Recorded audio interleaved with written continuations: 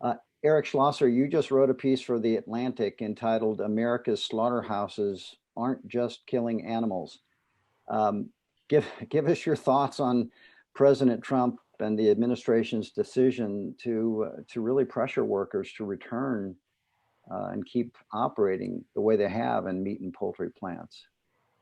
Yeah, I will, but first I'd like to give a little historical context to all of this. 100 years ago, more than 100 years ago, Upton Sinclair wrote a novel about meatpacking called The Jungle. And it was set in the meatpacking plants of Chicago, where the workers were overwhelmingly immigrants from Eastern Europe. And in the novel, he showed what happened when large corporations had absolutely unchecked power. There was child labor, there were 10-hour workdays, workers were routinely injured and then fired. The food was sold contaminated. And Upton Sinclair was writing about meatpacking because he saw it as a symbol of the ruthless capitalism of the Gilded Age. And that was 100 years ago. And I think it's very useful to look at meatpacking right now as a symbol of American society under Trump.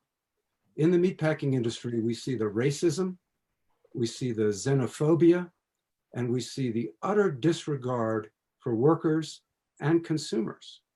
And it's interesting that, during the Cold War, we talked about our food system as being superior to the Soviet Union's because we had millions of independent farmers and ranchers and a competitive capitalist economy that was so productive.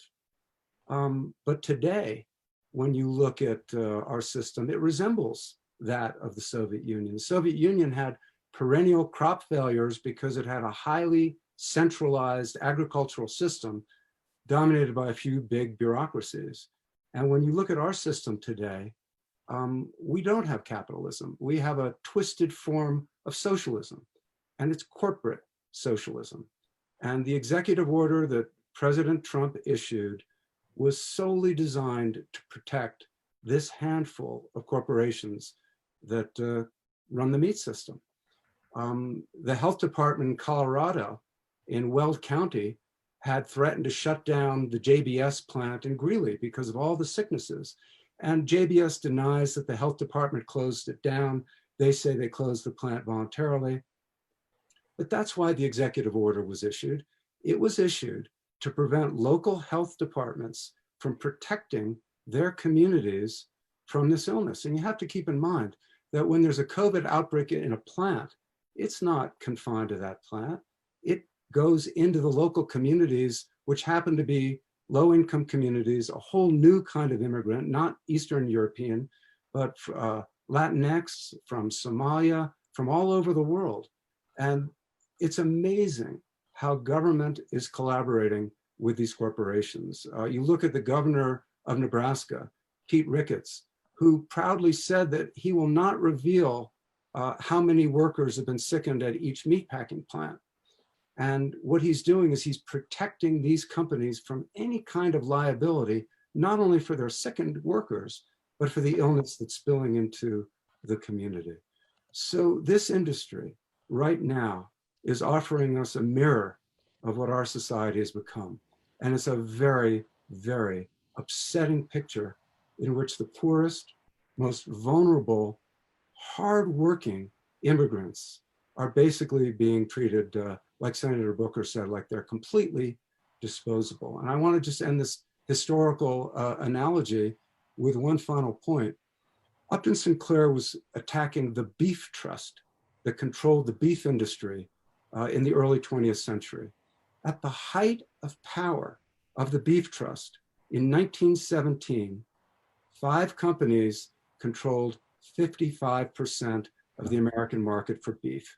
Wow. And in 2020, we have 4 companies that control more than 80%. And they also control the USDA.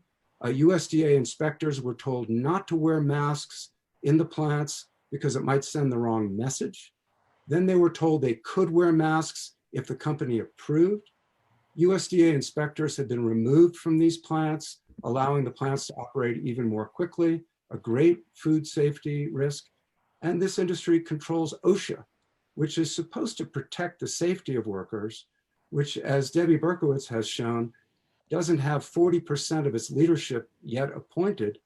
And, you know, a compassionate government would have issued an executive order with mandatory safety rules for these workers. And instead, they're voluntary, which means they can be completely ignored.